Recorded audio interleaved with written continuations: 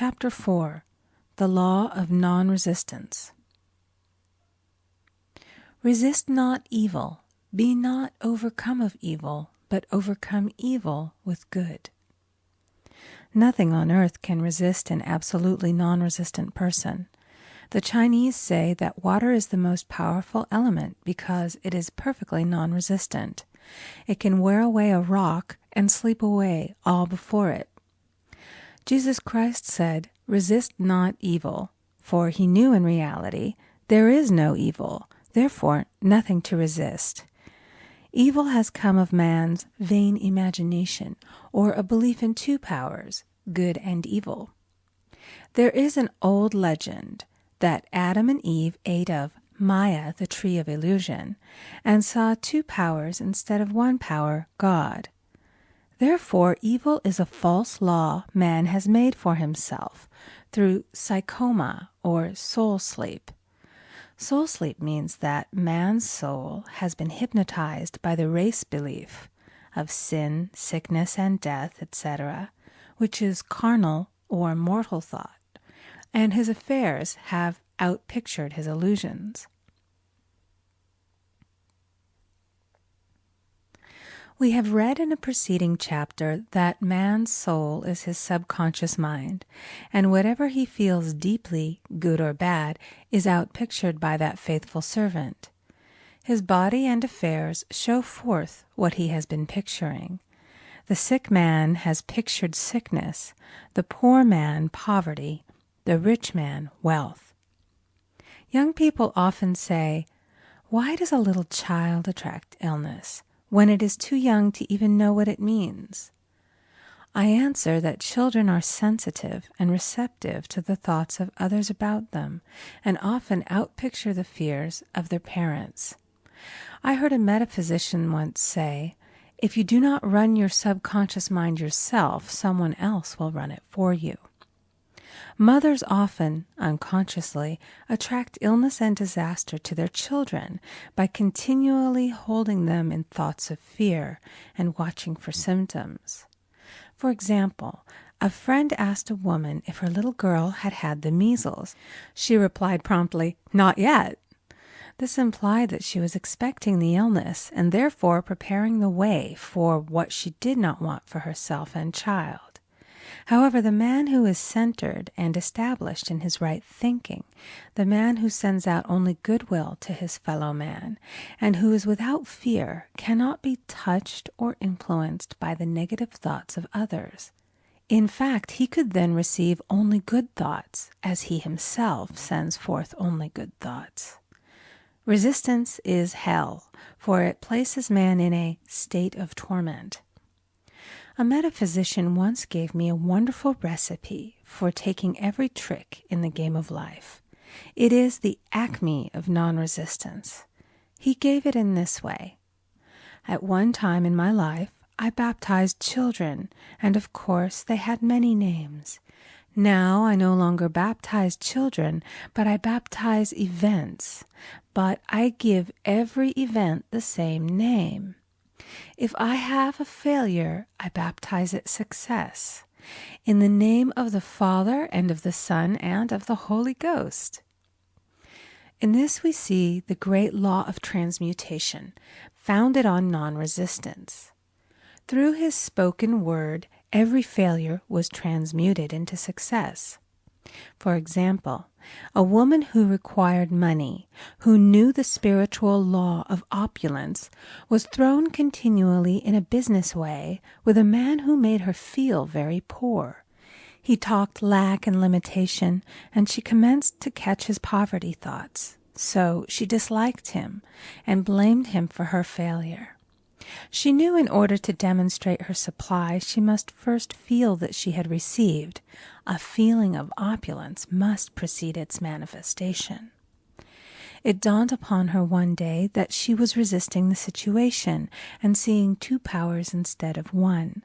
So she blessed the man and baptized the situation. "Success," she affirmed. As there is only one power, God, this man is here for my good and my prosperity, just what he did not seem to be there for.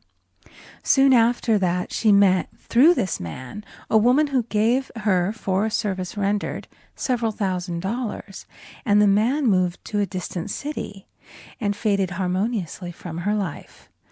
Make the statement, "Every man is a golden link in the chain of my good, for all men are God in manifestation, awaiting the opportunity given by man himself to serve the divine plan of his life. Bless your enemy, and you rob him of his ammunition. His arrows will be transmuted into blessings." This law is true of nations as well as individuals. Bless a nation, send love and goodwill to every inhabitant, and it is robbed of its power to harm. Man can only get the right idea of non-resistance through spiritual understanding. My students have often said, "I don't want to be a doormat." I reply, when you use non-resistance with wisdom, no one will ever be able to walk over you. Another example. One day I was impatiently awaiting an important telephone call. I resisted every call that came in and made no outgoing calls myself, reasoning that it might interfere with the one I was awaiting. Instead of saying, "Divine ideas never conflict, the call will come at the right time," leaving it to infinite intelligence to arrange, I commenced to manage things myself. I made the battle mine, not God's, and remained tense and anxious. The bell did not ring for about an hour, and I glanced at the phone and found the receiver had been off that length of time, and the phone was disconnected. My anxiety, fear, and belief in interference had brought on a total eclipse of the telephone. Realizing what I had done, I commenced blessing the situation at once. I baptized it success and affirmed, "I cannot lose any call that belongs to me by divine right. I am under grace and not under law." A friend rushed out to the nearest telephone to notify the company to reconnect. She entered a crowded grocery, but the proprietor left his customers and attended to the call himself. My phone was connected at once, and 2 minutes later I received a very important call, and about an hour afterward, the one I had been awaiting. One's ships come in over a calm sea. So long as man resists a situation, he will have it with him. If he runs away from it, it will run after him. For example, I repeated this to a woman one day, and she replied, "How true that is! I was unhappy at home. I disliked my mother, who was critical and domineering. So I ran away and was married. But I married my mother, for my husband was exactly like my mother, and I had the same situation to face again." Agree with thine adversary quickly. That means agree that the adverse situation is good. Be undisturbed by it, and it falls away of its own weight. "None of these things move me" is a wonderful affirmation. The inharmonious situation comes from some inharmony within man himself. When there is in him no emotional response to an inharmonious situation, it fades away forever from his pathway. So we see man's work is ever with himself. People have said to me, "Give treatments to change my husband or my brother." I reply, "No, I will give treatments to change you. When you change, your husband and your brother will change." One of my students was in the habit of lying. I told her it was a failure method, and if she lied, she would be lied to. She replied, "I don't care. I can't possibly get along without lying." One day she was speaking on the phone to a man with whom she was very much in love. She turned to me and said, "I don't trust him. I know he's lying to me." I replied, "Well, you lie yourself, so someone has to lie to you, and you will be sure it will be just the person you want the truth of." Sometime after that I saw her, and she said, "I'm cured of lying." I questioned, "What cured you?" She replied, "I've been living with a woman who lied worse than I did." One is often cured of his faults by seeing them in others. Life is a mirror, and we find only ourselves reflected in our associates. Living in the past is a failure method and a violation of spiritual law. Jesus Christ said, "Behold, now is the accepted time. Now is the day of salvation." Lot's wife looked back and was turned into a pillar of salt. The robbers of time are the past and the future. Man should bless the past and forget it, if it keeps him in bondage, and bless the future, knowing it has in store for him endless joys, but live fully in the now. For example, a woman came to me complaining that she had no money with which to buy Christmas gifts. She said, "Last year was so different. I had plenty of money and gave lovely presents, and this year I scarcely have a cent." I replied, "You will never demonstrate money while you are pathetic and live in the past. Live fully in the now and get ready to give Christmas presents. Dig your ditches and the money will come." She exclaimed, "I know what to do. I'll buy some tinsel, twine, Christmas seals, and wrapping paper." I replied, "Do that, and the presents will come and stick themselves to the Christmas seals." This, too, was showing financial fearlessness and faith in God, as the reasoning mind said, "Keep every cent you have, as you are not sure you will get any more." She bought her seals, paper, and twine, and a few days before Christmas received a gift of several $100s. Buying the seals and twine had impressed the subconscious with expectancy and opened the way for the manifestation of the money. She purchased all the presents in plenty of time. Man must live suspended in the moment. Look well, therefore, to this day. Such is the salutation of the dawn. He must be spiritually alert, ever waiting his leads, taking advantage of every opportunity. One day I said continually, silently, "Infinite Spirit, don't let me miss a trick." And something very important was told to me that evening.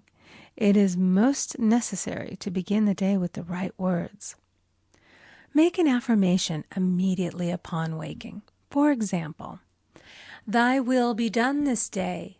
Today is a day of completion. I give thanks for this perfect day. Miracle shall follow miracle, and wonders shall never cease." Make this a habit, and one will see wonders and miracles come into his life. One morning I picked up a book and read, "Look with wonder at that which is before you." It seemed to be my message for the day, so I repeated it again and again. Look with wonder at that which is before you. At about noon, a large sum of money was given to me, which I had been desiring for a certain purpose. In the following chapter, I will give affirmations that I have found most effective. However, one should never use an affirmation unless it is absolutely satisfying and convincing to his own consciousness. And often an affirmative is changed to suit different people. For example, the following has brought success to many. "I have a wonderful work in a wonderful way. I give wonderful service for wonderful pay." I gave the first 2 lines to one of my students, and she added the last 2. It made a most powerful statement, as there should always be perfect payment for perfect service, and a rhyme sinks easily into the subconscious. She went about singing it aloud, and soon did receive wonderful work in a wonderful way, and gave wonderful service for wonderful pay. Another student, a businessman, took it and changed the word to business. He repeated, "I have a wonderful business in a wonderful way, and I give wonderful service for wonderful pay." That afternoon he made a $41,000 deal, though there had been no activity in his affairs for months. Every affirmation must be carefully worded and completely cover the ground. For example, I knew a woman who was in great need and made a demand for work. She received a great deal of work, but was never paid anything. She now knows to add wonderful service for wonderful pay. It is man's divine right to have plenty, more than enough. His barns should be full, and his cup should flow over. This is God's idea for man, and when man breaks down the barriers of lack in his own consciousness, the golden age will be his, and every righteous desire of his heart fulfilled. End of chapter 4. Recording by Amy Conger.